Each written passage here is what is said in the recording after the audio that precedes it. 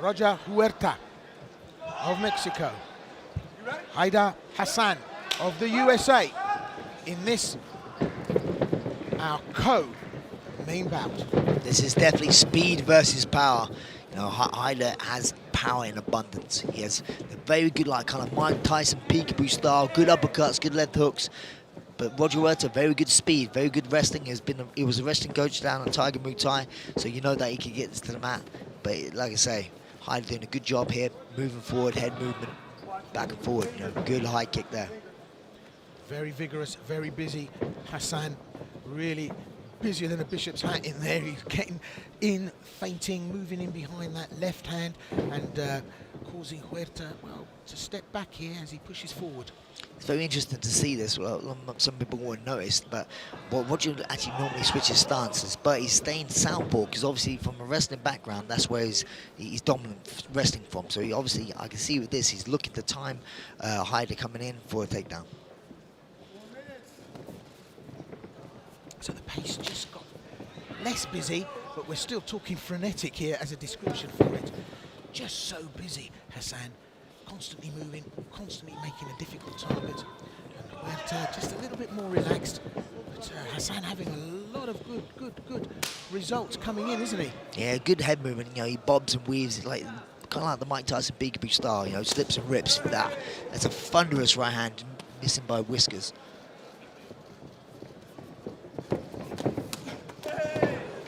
Scheduled for 3 5-minute rounds this, but you get the feeling it might not go the distance. These two have been really at it from the get-go.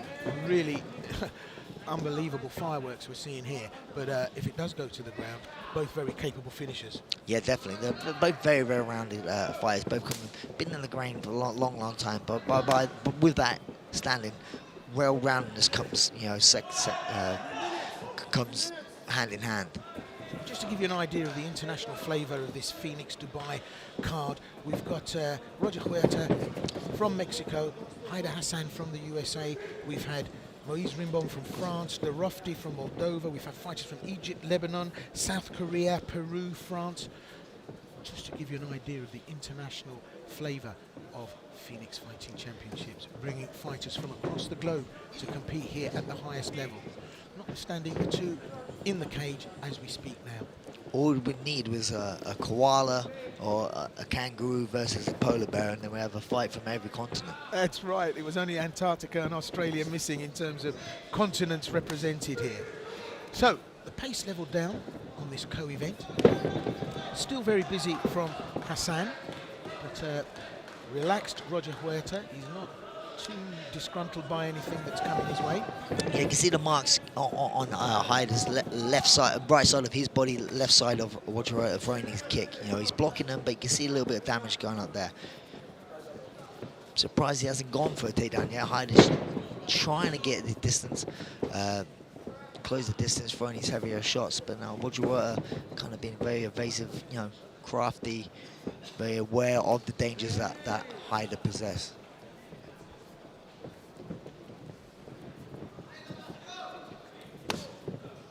So Hayder started off strong in this round. Now it seems like Roger's getting into this fight a little bit more, you know, held back a little bit maybe to see what Hayder's very dangerous early on. It was very frenetic, wasn't it? It was a really frantic pace that Hassan brought to this. Yeah, Hayder's having a trouble trying to really, you know, close Roger down, you know, and make him try and trap him into a corner where these uppercuts and hooks will pay good. Well, Hassan got caught there on the inside from Huerta. I'm just looking at Huerta's numbers here, 12 TKOs out of a record of 23-9 for the Mexican. So Hassan needs to have a care. Yeah, a lot of Roger Huerta's success within the UFC was the down at lightweight. He hasn't really been fighting too much at welterweight, as you can see, size difference, but here, both going at it, you know, so he's not scared of standing in front of sort of a powerhouse like Hayder and throwing down. Huerta getting very confident now, and he's had good success working his way in behind the hands. I like to see Hayder, when Roger Huerta switches to an orthodox position, is to attack him with that low kick. to help slow down the movement by Roger. Roger's doing a good job of just moving and evading the power shots.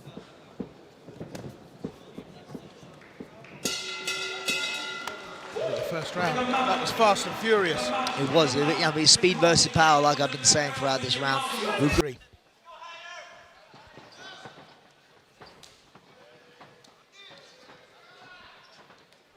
Huerta throwing in the kick. Up it goes, high kick. And that caught Hassan by surprise, caught us by surprise. Nicely landed, clean shot.